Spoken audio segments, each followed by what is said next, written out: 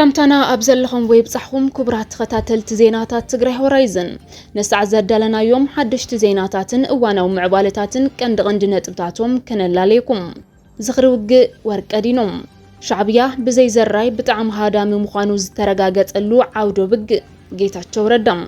نبر بريزيدانت تግራይ ናይ ሕዚ ኣመኻሪ ቀዳማይ ሚኒስተርን ፕሬዚዳንት ፓርቲ ስምረትን ኣይተ ጌታቸው ረዳ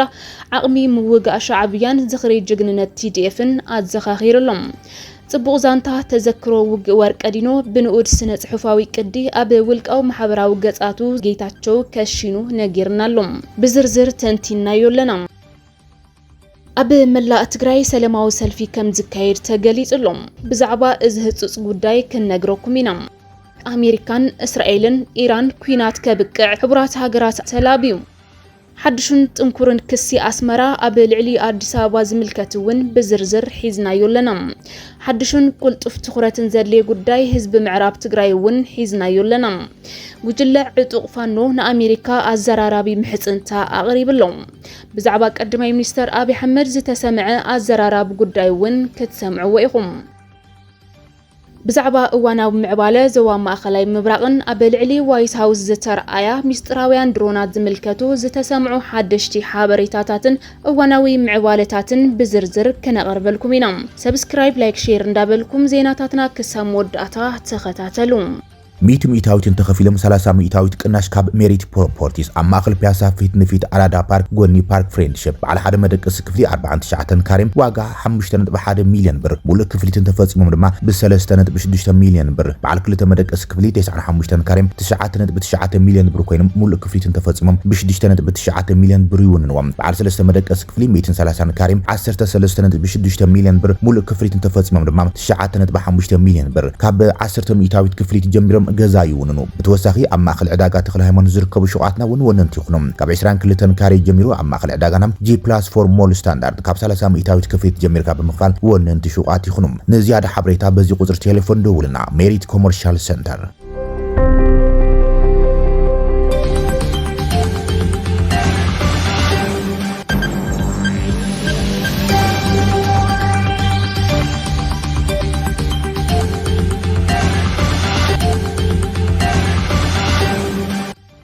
زخروج ورقدينهم شعبية بزي زراي بتعمي هادامي مخانو زترقاقتلو عودوج جيتاتشو ردم نبر بريزيدانت تግራይ ናይ ሕዚ ኣመኻሪ ቀዳማይ ሚኒስተርን ፕሬዚዳንት ፓርቲ ስምረትን ኣይተ ጌታቸው ረዳ ዓቕሚ ምውጋእ ሻዕብያን ጅግንነት TDFን ኣዘኻኺሩሎም ጽቡቕ ዛንታ ተዘክሮ ወርቀዲኖ ብንኡድ ስነ ጽሑፋዊ ቅዲ ኣብ ውልቃዊ ማሕበራዊ ገጻቱ ዝሓዘለ ጌታቸው ከሽኑ ነጊርናሎም وداسة تبهال تجادليت كبابي تر 28 أبي زبن نجار خيبة يامس بصوت أيلو زانتا تذكرو قدلي كل تشن 10 يجمر أي تجيتاتشوم جيتاتشو زبهال كم أججنا مس 10 مراحي ريجمنت نيروم تسوي أسامعم جيتش دخاه ويسكال سابيخم إلى حاتيتات النسحيغم تحي مسل زنبركو مسل النيلو زانتو يغتل دحريو أبا ساقلي تواقينا نشعبيا قدمي هدما زبزب زبوهال نجر كم زلو كم هرونا كابز جبرو تقاداليت حانتيا نيرم حمشت لكاتيتو ون مالكات واقع نيرم ود شبر ود رايا ود أباته دون كل قويتتهم يذكر ويخونو بمبال زقرم كألت سنة صحفون نقر من قدو النار أينا زانتو يغتسل أي تقيتاتشو ردم مقابيت عسرته أبي ورك أدينو كتكوس شعبيا كتقوي بعيني رئيم دحر خل التورحي كباب قنبت 4 أبي مقلو ويقولا حبات رخيبيام أبي ورك أدينو توقيا مالتون مقابيت عسرته أبو تريفا نبرتي أقو تخناخينوم نابانا كمزت تأمبرت نجيراتنا شعبية بينو قاتمنا حرحر رايت استوقعلو مخنيات يلعلا أسحيقاتنا شعبية بزي زراي هادي مؤيلا أبزحز خوينا زقرمني حكي مهيراتنا بمبال عقمي موقع شعبية كدمو ورك أدينو بتكبار رئيو زي فلت منبارون دحر يقنا لكا شعبية كم زيديو مش زبل ترقم زلو زقرم بوليتيكاو ترقم زلو زانتا زكافل أي تقيتاتشم نتا بزعبا هادماين تبلات ان شعبية أبي وق زهدمتو ተሞክሮኣ ዝነገረቶ ጅግና ተጋዳሊት እንትዛረብ ሞጋታን ቁስላን ከም ገለ ኣይወሰደቶን ብምባል ትብዓት ጅግንነትን ንኡሳት ተጋደልቲ ትግራይ TDF ኣዘኻኺሩ ጌታቸው ረዳ 10 መጋቢት ኣብ ወርቀዲኖ ደብረጽዮን ታደሰ ዓለም ፈትለ ኣነ ባዕለይ ክንድሕንሞ ዓዲ ተመሊስና ክንዘርግ ኣብ ዝተገበረ መስደመሚ ስርሒት በዓል 10 በርሀ በጊዕ እንተሰውዮም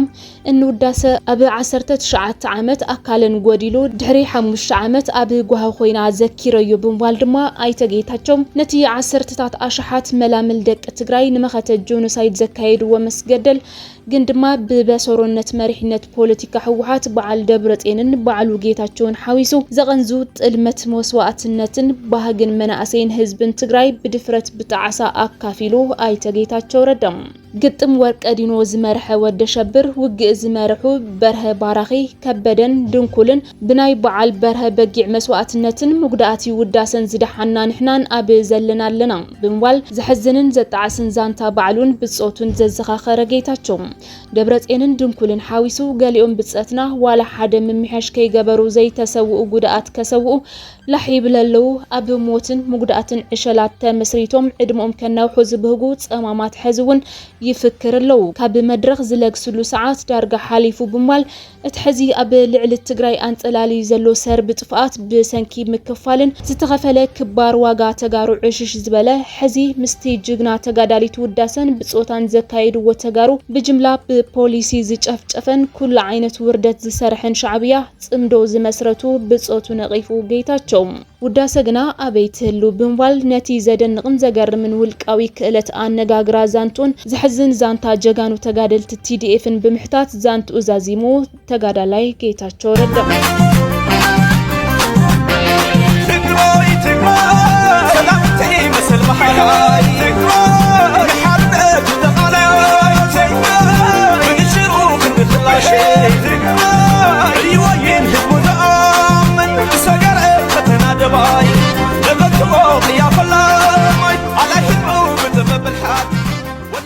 ኣብ መላእ ትግራይ ሰላማዊ ሰልፊ ከም ዝካየድ ተገሊጹ ብሰንኪ ዝተነበረ ዕጽዋ መሃያ መምሃራንን ሰራሕተኛታት መንግስቲ ትግራይን ንዝፍጸም ዘሎ ገህሰት ሰብኣዊ መሰላትን ዕንወት ስርዓተ ትምህርቲ ንምቆም ዝመጽእ መጋቢት 15 2018 ዓ.ም ኣብ ኩለን ከተማታት ትግራይ ሰላማዊ ሰልፊ መምሃራን ክካየድ ምዃኑ ተገሊጹሎም እቲ ሰላማዊ ሰልፊ ብምትሕባር ቢሮ ትምህርቲ ክልል ትግራይ ማሕበር መምሃራን ትግራይን ማሕበር ወለዲ ተምሃሮን ዝተዳለወ ኮይኑ ዕላምኡ ድማ ድምጺ ተቃውሞ ህዝቢ ትግራይ ንማሕበረሰብ ዓለም ንምስማዕ ምዃኑ ተሓቢሩሎም መቐጸልታ ጆኖሳይድ ይክብል ሓላፊ ቢሮ ትምህርቲ ትግራይ ዶክተር ኪሮስ ጉዕሽ ገሊጹ ሓላፊ ቢሮ ትምህርቲ ክልል ትግራይ ዶክተር ኪሮስ ጉዕሽ ከም ዝገለጽዎም እዚ ሕዚ ተነቢሩ ዘሎ ክልከላ መሃያ መምሃራንን ሰራሕተኛታትን ብሃንደበት ዝመጸ ዘይኮነስ መቐጸልታ እቲ ኣብ ልዕሊ ህዝቢ ትግራይ ዝተፈጸመ ጆኖሳይድ እዩ ወለዶ ትግራይ ከይምሃር ህዝቢ ተስፋ ቆሪጹ ንኽብተንን ንኽጠፍእን ዝተሓሰበ ውጥን እዩ ኢሎም ጸላእቲ ኣብቲ ዝሓለፈ ኩናት ኣብ 4 መዳያት ትምህርቲ ከቢድ ዕንወት ከም ዘውረዱ ዘዘኻኸሩ ዶክተር ኪሮስ ሕዚ ድማ ብቁጠባዊ መዳይ ተመሳሳሊ ጥቃዓት ይፍጸም ከም ዘሎ ገሊጾም ملو حبرات هاجرات أمريكان إسرائيل إيران كوينات كبقع تلابيوم وانا صحفي حبرات هاجرات أنتونيو غوتريز أمريكان إسرائيل أبل على إيران زجابر أزلوا حبراوي كوينات دو كبلا أتحساسيبهم وتحدراو سقومتين متكا دبلوماسي ككايد ما تسويعهم غوتريز أب براسلس أبستخايد بايتو أوروبا نغازيت إنياتات أبزهاو مجلسين التخوينات دو كبللو أوانو كم زبط حبير لهم أتي بأمريكان إسرائيل زتبقى كوينات كبقوت وإن خوني خير كم زلون أبل علي نصوحات سبيلات زيت أدنس يسعب كم زلون أتنكيهم اتوانا صحفي وسيهم صلوات خوينات كينو عودو يزرقح كم زلون أبل علماوي كتبا زسعب وصعبين أزوي كبيد مخانون قاليتهم بفلاي أبل زمعبل هاجرات دبلوماسي أبل علي كوينات كسعر جيزو مخانو أتنكيهم مراحتي حبرت أوروبا أب براسلس بمرخب أب ما أخلاي مبرق زلو وطري بفلاي دما أب واقاتات ساعات أوروبا زلو وطلوا دحنت ساعات زواوي مرقان يزاتي لهم أمريكان إسرائيل بعسران حادن لكاتيت كلتاشن 10 شمنتن أب العلي إيران مولو كوينات بمكيادن علماوي مراخب بمزراق واقان دادي ناب لعلي كعبن علماوي كتبا كناوطن كما زقبرا شين هوات أبسيبهم ኢትዮጵያ ኣብ ዘባዊ ዘይምርጋእን ተጻባእን ኣጀንዳ ተጸሚድ ኣያ ዘላ ክትብል ኤርትራ ከሲሳ ኣብ ዝሓለፈ 2 ዓመታት ስርዓት ሰልፊ ብርጽግና ኢትዮጵያ ኣብ ልዕሊ ሃገር ኤርትራን ብሓፈሻ ኣብ ልዕሊ እቲ ዞባን ዕሽነት ዝመልኦን ሕሱም ዝኾነ ኣብ ተጻባእነትን ዘይምርጋእን ብምውፋር ይሕምሰና ኣሎ ክብል እዩ ሚኒስትሪ ጉዳያት ወጻኢ ኤርትራ ንመንግስቲ ኢትዮጵያ ከሲስ ዘሎ እዚ ተጻባእን ብዘይ ዝኾነ ትንኮያ ዝተወልዕን ኣጀንዳ መብዛሕትኡ ግዜ ብዘረባ እቲ ስርዓት ናይ ህላዊ ጉዳይ ተባሂሉ እናተጸውዐ ከምኡውን ኣፍ ደገ ባሕሪ ናይ ምርካብ ላዕላዊ ግዴታ ብዝብል መጠን ሓለፋ ዝመልኦ ኣዘራርባ ከመኸኒን ክቐረብን ጸኒሑ እዩ ዝበለት ኤርትራ እዚ ዘይጭበጥን መርዛምን ኣጀንዳ ዝተዛብዑን ተሓላሊኹም ዝተዳለውን ታሪኻዊ ትረኻታት ብምጥቃምን ብምሕዳስን ምስቲ ብተዛማዲ እናወሰኸ ዝኸይድ ዘሎን በዚ ህዝቢ ኢትዮጵያ ዝተኣሳሰሩ ናይ ስነ ህዝቢ ረቑሕታት ብምጥቃስ ከምኡውን ምስ መሰረታዊ ኣዕኑድ ኣህግራዊ ሕጊ ዝጋጨውን ዝጻረሩን ረቂቕ ቁጠባዊ ረብሓታት ምትእሳራትን ብምድጋም ይወዓለሎ ክትብል ዘለዋ ስኽፍታ ገሊጾም እቲ ብሕግን ታሪኽን መሰረት ዘይብሉ ጉጉይን ጽዩፉን ኣጀንዳታት ስርዓት ብልጽግና ንሰላምን ምርጋእን እቲ ዞባ ዝጻረሩ ክብል እውን ሚኒስትሪ ጉዳያት ወጻኢ ኤርትራ ገሊጹሎም እቲ ሚኒስትሪ ወሲኹ ኤርትራ በቲ ሓደ ወገን ዘባዊ ምትእሳርን ሰላማዊ ምትሕጋዝን ዘለዋ ተወፋይነት እናረጋገጸት ብኻልእ ወገን ድማ ንሉዓላውነትን ግዝኣታዊ ሓድነትን ብምግሃስ ኣህግራዊ ሕጊ ብዝጥሕስ መገዲ ዝቐርብ ዝኾነ ይኹን ሕቶታት ወይ ድማ ተግባራት ብጽኑዕ ትነጽጎላ ድማ ኢሉ መንግስቲ ኤርትራ ከምቲ ኣብ ዝሓለፉ 2 ዓመታት ብተደጋጋሚ ዘስመረሉ ኣብቲ ዓንኬል ግጭትን ህውከትን ዘሎ ኣጀንዳ ናይ ምእታው ድሌት ወይ ድማ ባህጊ የብሉን ዝበለ መግለጺ ሚኒስትሪ ጉዳያት ወጻኢ ኤርትራ ንሰላም ምርጋእን ሓላፍነት ዞባዊ ዝምድናታትን ብጽኑዕ ዝተሰለፈ ኮይኑ ይቕጽል እዩ ክብል ኣስሚሩሉ ብኣማይት ዝቁጸሩ ተመዛበልቲ ምዕራብ ትግራይ ከም ዝሞቱ ተገሊጹ ልዕሊ 330 ተመዛበልቲ ኣብ ማዓስከር ሕጻጽ 125 ድማ ኣብ ዓድዋ ሙማቶም ዝተገለጸ ኮይኑ ኣተሓባበርቲ እተን ማዓስከራት ሰብኣዊ ቅልውላዊ ጋድድ ከም ዘሎ ኣጠንቂቖም ኣለዉ ብሰንኪ ጥሜትን ስእነት መድሓኒትን ኣብ ትግራይ ኣብ ዝርከብ ማዓስከር ሕጻጽ ብውሕዱ 333 ተመዛበልቲ ክሞቱ ከለዉ ኣብ ዓድዋ ድማ ካብ ወርሒ ጥቅምቲ ጀሚሩ 125 ሰባት ሞይቶም ኣለዉ ተመዛበልትን ሓለፍቲ ማዓስከርን ንኣዲስ ስታንዳርድ ከም ዝገለጽዎም እናነከይ ዝኸይድ ዘሎ ሰብኣዊ ሓገዝን ቀጻሊ ሓደስቲ መጻእትን ነቲ ድሮ ተቓላዒ ዝነበረ ሕብረተሰብ ህይወቱ ኣብ ሓደጋ ዘውድቕ ቅልውላዊ ደፍእዎ ኣለዉ ኢሎም ኣብ ሕጻጽ ዝርከቡ ተመዛበልትን ኣተሓባበርትን ከም ዝገልጽዎ ድማ ኩነታት ብዝለዓለ ደረጃ እናገደደ ቁጽሪ ምውታት እናወሰኸ ለበዳ ሕማማት እናተጋፍሕን ሰብኣዊ ደገፍ ድማ እናነከይን ይኸይድ ኣሎ ኢሉ ኣተሓባበሪ ማእኸል ተመዛበልቲ ሕጻጽ ኣይተ ኣብርሃ መብራህቶም ኩነታት ሕጻጽ ንምዝራብ ብዓይንኻ ክትርእዮ ለካ ድማ ኢሉ ሰባት በዓጸቦ ይማስኑ ኣለዉ ሰባት ይሞቱ ኣለዉ ከቢድ ሕጽረት ምግቢ ጽሩይ ዝስተ ማይ ምስኣንን ንርሱን ሙቆት ምቅላዕን ሕማማት ቀንዲ መንቀል ምዃኑን ድማ ጠቒሱ እቲ ማእኸል 4856 ስድራ ቤታት ወይ ድማ ኣስታት 16657 ዝሓዘ ኮይኑ ካብ ሱዳንን ምዕራብ ትግራይን ሓደስቲ ተመዛበልቲ ብምምጾም እቲ ቁጽሪ እናወሰኸ ይኸይድ ኣሎ ካብ ቃፍታ ሕሞራ ዝተመዛበለት ወይዘሮ ዙፋን ታደሰም መብዛሕትኦም ስድራ ንሕና ደቂ ኣንስትዮ ኢና እቶም ዝተረፉ ተኣሲሮም ወይ ተቐቲሎም እዮም ክትብል ስቃያ ገሊጻላ ደቂ ኣንስትዮ ዕንፀይቲ ከኣርያ ከለዋ ንመጥቃዕትን ጸታው ዓመፅን ይቃልዓ ከም ዘለዋ እውን ሓቢራ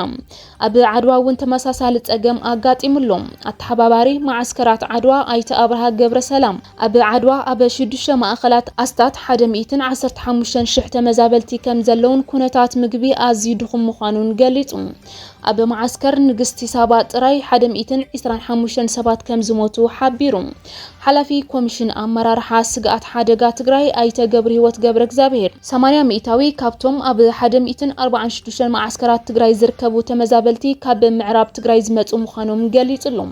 ሕጽረት ነዳዲ ነቲ ዘለዎ ውሕድ ሓገዝ ንምዕዳል ዕንቅፋት ኮይኑ ከም ዘለውን ወሲኹ ገሊጹ ብኻልእ ወገን ናይ ኢትዮጵያ ኮሚሽን ኣመራርሓ ስግኣት ሓደጋ ነቲ ኣብ ሕጻጽ ሓገዝ ተኸልኪሉ ዝብል ጸብጻብ ብምንጻግ ኣብ ዝሓለፈ ኣዋርሕ ምግቢ ብዘይ ምቁራጽ ክከፋፈል ከም ዝጸንሐ ገሊጹ ኮሚሽነር ሽፈራው ተኽለማርያም ብተወሳኺ ካብ መስመር መንግስቲ ወጻኢ ዝግበር ዝኾነ ይኹን ሰብኣዊ ሓገዝ ተቐባልነት ዘይብሉን ብሕጊ ዘቕጽዕን ምዃኑ ኣጠንቂቕሎም ጉጅለ ዕጡቕ ፋኖ ብዛዕባ እቲ ንፋኖ ከም ደረጃ 3 ግብረ ሽበራዊ ጉጅለ ዝጠቐሰ ሓበሬታ ካብ ኣሜሪካ መብርሂ ንኽወሃቡ ሓቲትሎም። ምንቅስቓስ ብሄራዊ ፋኖ ኣምሓራ ትካል ኢሚግሬሽንን ተፈጻምነት ሕጊ ጉምሩክን ኣሜሪካ ICE ኣብ ቀረባ ግዜ ኣብ ዘውፅኦ መግለጺ ንፋኖ ከም ደረጃ 3 ግብረ ሽበራዊ ጉጅለ ኢሉ ብምጥቃሱ ስዒቡ እቲ ጉጅለ ዕጡቕ ወግዓዊ መብርሂ ካብ ኣሜሪካ ንኽወሃቡ እዩ ሓቲቱ። ትካል ኢሚግሬሽንን ተፈጻምነት ሕጊ ጉምሩክን ኣሜሪካ ICE ኣብ ወግዓዊ ማሕበራዊ ገጻቱ ኣብ ዘብጽኦ መግለጺ ሰለሞን ቦጋለ ዝተባሃለ ውልቀ ሰብ ናይ ኢሚግሬሽን ረብሓታት ምስተሓረመ ብ5 መጋቢት ብመኮንናት ፊኒክስ ናብ ኢትዮጵያ ከም ዝተሰጎጎ ገሊጹ። እቲ ትካል ሰለሞን ቦጋለ ኣብ ማሕበራዊ መራኸብታት ባዕሉ ከም ኣባል እቲ ደረጃ 3 ግብረ ሽበራዊ ጉጅለ ዝኾነ ፋኖ ከም ዘላሊን ኣብ ዘውፅኦም ጽሑፋት ድማ ኣብ ልዕሊ ተጋሩ ግፍዕን ዓመፅን ክካየድ ምጽናት ዓሌት ክግበር ከም ዝጸውዕን ኣፍሊጡ። ብተወሳኺ ትካል ኢሚግሬሽንን ተፈጻምነት ሕጊ ጉምሩክን ኣሜሪካ ICE ካብ 2003 ጀሚሩ ብመሪሕነት ቤት ጽሕፈት ምርመራ ድሕነት ሃገር HSI ዝተመርሐ ማእኸል መርማሪ ግህሰት ሰብኣዊ መሰላትን ገበናት ኩናትን 1178 ዝኾኑ ጥርጡራት ወይ ድማ ፍሉጣት ጋሃስቲ ሰብኣዊ መሰላትን ገበነኛታት ኩናትን ካብ ኣሜሪካ ከም ዝሰጎጎ ገሊጹ። ኣብ ቦምበር ምንቅስቓስ ብሄራዊ ፋኖ ኣምሓራ ዘመነ ካሴ ብዕለት 16 መጋቢት ናብቲ ላዕለዋይ ሓላፊ ትካል ኢሚግሬሽንን ተፈጻምነት ሕጊ ጉምሩክን ኣሜሪካ ICE ዝኾነ ቶድ ኤም ሊዮንስ ኣብ ዝጸሓፎ ደብዳቤ እቲ ኣጠቓቕማ ቃላት ኣብ መንጎ ኢትዮጵያውያን ዲያስፖራን ሕጊ ኢሚግሬሽን ኣሜሪካ ዝከታተሉ ወገናትን ክርድኡ ዝኽእሉ ሕቶታት ከም ዘለዓለ ገሊጹ። እቲ ደብዳቤ ከም ዝጠቐሱ ሓደ ውልቀ ሰብ ምስ ደረጃ 3 ግብረ ሽበራዊ ጉጅለ ዝኾነ ፋኖ ምትእሳር ኣለዎ ተባሂሉ ክግለጽ ከሎ ካብ ወግዓዊ ናይ ኢሚግሬሽን መስርሕ ወጻኢ ብምጥቃሱ ዘየለ ወግዓዊ ስያመ ኣሜሪካ ዘመልክት ኮይኑ ከይውሰድ ስጋኣት ከም ዘለዎ እዩ ጉጅለ ዕጡቕ ፋኖ ዝማጎት ዘሎም። ጉጅለ ዕጡቕ ፋኖ ከም ዝገለጾ ደረጃ 3 ዝብል ጽንሰ ሓሳብ ኣብ ትሕቲ ሕጊ ኢሚግሬሽንን ዜግነትን ኣሜሪካ ንውልቃዊ ናይ ኢሚግሬሽን ውሳነታት ዘገልግል ሕጋዊ ኣምር እምበር ንውድባት ዝወሃብ ወግዓዊ ስያመ ኣይኮነን። እዚ ድማ ምስቶም ብወግዒ ዝፍለጡ ናይ ወጻኢ ግብረ ሽበራውያን ውድባት ዝተፈለየ ምዃኑን ንደረጃ 3 ዝኸውን ማእኸላይ ህዝባዊ ዝርዝር ከም ዘየለ ኣመልኪቱ። እቲ ደብዳቤ ብዛዕባ እዚ ቃላት እዚ ዘውፅኡ ህዝባዊ ሓበሬታታት ወግዓዊ ስያመ ግብረ ሽበራ ከም ዘለዎ ተገይሮም ክትርጎሙ ይኽእሉ እዮም ብምባል ኣብ ወግዓዊ ርክባት ምጥንቃቕ ክግበር ድማ ኣተሓሳሲቡ። እቲ ጉጅለ ዕጡቕ ኣብቲ ካብ ኣሜሪካ መብርሂ ክወሃቦ ዝሓትት ደብዳቤኡ ፋኖ ታሪኻዊ ትርጉሙ ንኢትዮጵያውያን ሃገር ወሃብቲ ማለት ምዃኑ ጠቒሱ። እቲ ጉጅለ ከም ኩሎም ኣብ ግጭት ዘለው ኣካላት ንዓለም ለኻዊ ሰብኣዊ ሕግታትን ውዕላት ጀነቫን ተገዛእ ምዃኑ ብምግላጽ ድማ ምስ ኣህግራዊ ኮሚቴ ቀይሕ መስመር ይሰርሕ ከም ዘሎ ሓቢሩ። እቲ ምንቅስቓስ እዚ ሕቱኡ ምስ ትካል ኢሚግሬሽንን ተፈጻምነት ሕጊ ጉምሩክን ኣሜሪካ ንምግርጫው ዘይኮነስ ብመንግስቲ ኣሜሪካ ወግዓዊ ስያመ ዘይተዋሃቡ ውድባት ብዝምልከት ንዝፍጠር ዘይምርዳእ ንምውጋድ ምዃኑ ገሊጹ። እዚ ትካል ኢሚግሬሽንን ተፈጻምነት ሕጊ ጉምሩክን ኣሜሪካ ነቲ ዝተጠቐመሉ ኣጠቓቕማ ቃላት መብርሂ ክህበሉ ወይ ድማ ብዛዕባ እቲ ደረጃ 3 ዝብል ሕጋዊ ማዕቐፍ ተወሳኺ ትሕዝቶ ከቕርብ እዩ ምንቅስቓስ ብሄራዊ ፋኖ ኣምሓራ ሓቲቱ ዘሎም። ብሰንኪ ሕጽረት ባጀት ኣብ ትግራይ ትምህርቲ ሙሉእ ብሙሉእ ክቋረጽ ከም ዝኽእል ቢሮ ትምህርቲ ትግራይ ኣፍሊጡ። ሓላፊ ቢሮ ትምህርቲ ትግራይ ኣይተ ኪሮስ ጉዕሽ ካብ መንግስቲ ፌደራል ዝምደብ ባጀት ካብ ጥቅምቲ 2018 ዓ.ም ጀሚሩ ብምቁራጹ ማህያ መምህራንን ካልኦት ንመስርሕ ምምሃርን ምስትምሃርን ዘድልዩ እታወታት ንምምላእ ብዘይ ምኽኣሉ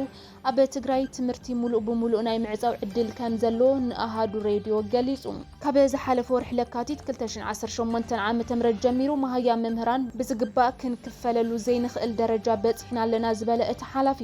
ቅድሚ ዓመት ኣብ ትግራይ ንዝሰርሑ መምህራን ናይ 17 ኣዋርሕ ማህያ ከይተኸፈለ ምጽንሑ ነቲ ሕዚ ዘሎ ጸገም ብዝበለጸ ከም ዘባኣሶ ድማ ኣረድዩ። መንግስቲ ፌደራል ብፓርላማ ዝጸደቐ በጀት ብኣፈጸምቲ ኣካላት ኣቢሉ ምኽልካሉ ግቡእ ከም ዘይኮነ ዝገለጸ ሓላፊ ቢሮ ትምህርቲ ትግራይ ኣብ ወሃባ ትምህርቲ ሕዚ ዘለዎ ኩነታት ኣብ መንጎ ምዕጻውን ዘይምዕጻውን ይርከብ ድማ ኢሉ። ኣብዚ ዓመት ኣብ ገበታ ትምህርቶም ክርከቡ ካብ ዝነበሮም 2.75 ሚልዮን ተምሃሮ ውሽጢ 1.2 ሚልዮን ዝኾኑ ክሳብ ሕዚ ከም ዘይተመልሱ እቲ ቢሮ ምፍላጡ ዝዝከር እዩ። ኣብዚ ቀረባ ግዜ ኣብ ፌስቡክን ዝተፈላልዩ ማሕበራዊ መራኸብታትን ኣባል ባይቶ ኣሜሪካ ጆን ቲዩን ንቀዳማይ ሚኒስተር አብይ አሕመድ ብልዑል ኩነታት ክንእድ ዘርኢ ቪድዮ ተዘርጊሑ ነይሩ። እቲ ኣባል ባይቶ ኣሜሪካ ናብ ቀዳማይ ሚኒስተር ኢትዮጵያ ዘውሓዞ ዝተጋነነ ንኣዳን ውዳሰን ዝሓዘለ ቪድዮ ሙሉእ ብሙሉእ ናይ ፈጠራ ምዃኑ ጉጅለ መርማሪ ሓቅነት ሓበሬታ ኣጀንስ ፍራንስ ፕረስ ኣረጋጊጹሎም። ብደገፍቲ ፓርቲ ብልጽግና ብሰፊሑ ክዝርጋሕ ዝቐነ እቲ ቪድዮ እቲ ኣባል ባይቶ ኣሜሪካ ቀዳማይ ሚኒስተር አብይ አሕመድ ኣብ ቤተ መንግስቲ ካብ ኮፍ ምዋል ኣብ በረኻን ጫካን ብዘይ ምስልካይ ዝሰርሕ መራሕቲ ኣፍሪካ መርኣያ መራሒ እዩ ንኣጋይሽ ተቐቢሉ በዓል ብመኪና ምዝዋሩ ድማ ዓብይ ትሕትና እዩ ከም ዝበለ ተገይሩ ተተርጉሙ ዝተረኸበ ዝተዘርግሐ ቪድዮ እዩ ክወዓዋዕ ቀንዩ። እዚ ግና ንውልቀ ሰባት ይኹን ዝተዛረቡ ሓሳብ ብዝተጋገየ ናይ ድምፂ ቅንብር ዘቕረበ ሓደገኛ ምትላል ይክብል ድማ AFP ኣቃሊዑ። እዚ ቪድዮ ብሰብ ስራሕ ብልሒ ወይ ድማ AI ድምፂ እቲ ሴናተር ብምቕዳሕን ብምምስሳልን ዝተሰርሐ ምዃኑ ህያ ዝተባሃለ ናይ ድምፂ መመርመሪ ቴክኖሎጂ ብ99 ሚእታዊት ኣረጋጊጽሎም። እቲ ዝተቐነባበረ ድምፂ ሮቦታዊ ዝኾነን ተፈጥራዊ ዘይኮነ ኣተነፋፍሳ ዘተርኣዩን ምዃኑ ድማ ተገሊጹ። እዚ ዲጂታላዊ ምትላል ዝተፈጸመሉ እዋን ኣብ መንጎ ኣሜሪካን ኢትዮጵያን ድሕሪ ኩናት ትግራይ ሓርፊፉ ዝጸንሐ ዲፕሎማስያዊ ርክብ ብዝተወሰነ ደረጃ ምምሕያሽ ኣብ ዘርኣየሉን ሚኒስተር ጉዳያት ወጻኢ ኣሜሪካ ማርኮ ሩቢዮ ምስ ቀዳማይ ሚኒስተር አብይ ናይ ቴሌፎን ዘተ ኣብ ዝገበረሉ እዋን ምዃኑ እቲ ናይ ሓሶት ሓበሬታ ኮነ ተባሂሉ ንፖለቲካዊ ትረኻ ንምጥንኻር ዝተዳለወ ምዃኑ ብንጹር ዘርኢ ምዃኑ ድማ ተሓቢሩሎም። መንግስቲ ኳታር ዲፕሎማት ኢራን ኣብ ውሽጢ 24 ሰዓታት ካብ ሃገሩ ክወፁ ኣዚዙ። ኳታር ኣብቲ ዓለም ለኻዊ ትካል መፍረይ ተፈጥሮኣዊ ጋዝ ብዝበፅሐ ናይ ኢራን ባሊስቲክ ሚሳይል መጥቃዕቲ ስዒቡ ዲፕሎማት ኢራን ኣብ ውሽጢ 24 ሰዓታት ካብ ሃገራ ክወፁ ኣዚዛ። ሚኒስተር ጉዳያት ወጻኢ ኳታር ኣብ ዘውፅኦ ህፁፅ መግለፂ ኣብቲ ሃገር ዝርከብ ኤምባሲ ኢራን ዝሰርሑ ወተሃደራውያንን ናይ ጸጥታ ኣካላትን ከምኡውን ሰራሕተኛታት እቲ ቤት ጽሕፈት ዘይተደለዩ ሰባት ተባሂሎም ከም ዝተፈረጁ ኣፍሊጡ። ብመሰረት እዚ እዞም ዲፕሎማትን ሰራሕተኛታቶምን ካብ 24 ሰዓታት ኣብ ዘይበልጥ ግዜ ንግዛኣት ኳታር ገዲፎም ክወፁ ጽኑዕ ትዕዛዝ ተመሓላሊፉሎም ኣሎ። እዚ ከቢድ ዲፕሎማስያዊ ስጉምቲ ዝተወሰደ ኢራን ኣብ ልዕሊ ከተማ ኢንዱስትሪ ራስ ላፋን ኳታር ዝፈጸመቶ ንጹር ናይ ሚሳይል መጥቃዕቲ ስዒቡ እዩ። ሚኒስተር ምክልኻል ኳታር ከም ዘረጋገጾም ኢራን 5 ናይ ባሊስቲክ ሚሳይላት ዝተኮሰት እንትኸውን ሰራዊት ኳታር ነተን 4 ኣብ ኣየር ከለዋ ከፍሽለን እንከሎ ሓንቲ ሚሳይል ግና ኣብቲ ትካል ብምውዳቓ ከቢድ ባርዕ ሓዊ ኣስዒባ ኣላ። ኣብዚ እዋን ጋንታታት ሲቪል ምክልኻል ነቲ ባርዕ ንምቁፅጻር ርብርብ ይገብሩ ኣለዉ።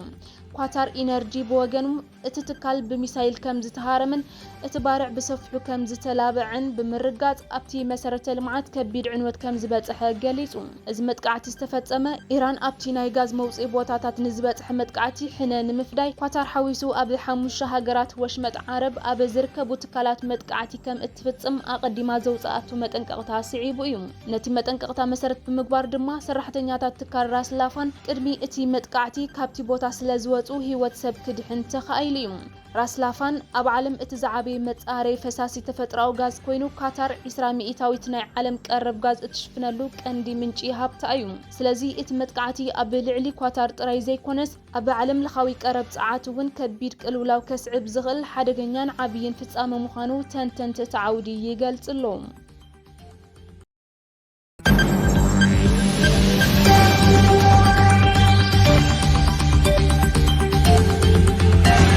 በአርከስ ነሳዓ ዘዳለናዮም ዜናታት ኣብዚ ወዲና ኣለና ንምክትታልኩም ነመስግን ሰላም